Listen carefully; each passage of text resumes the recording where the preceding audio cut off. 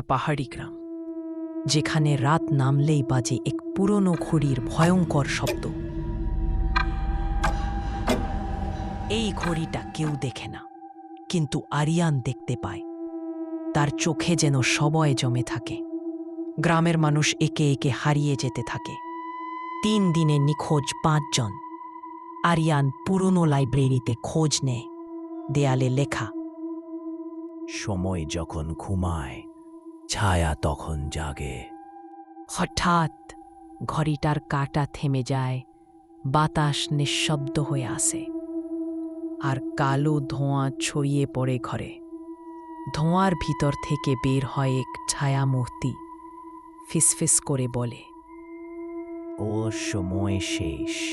আরিয়ান দৌড়ায়। ছায়া তার পেছনে ছুটে আসে। সময় যেন থেমে আছে। শেষে সে পৌঁছে তার দাদুর ঘরে, যেখানে লুকানো একমাত্র আশা, আলোর ঘড়ি।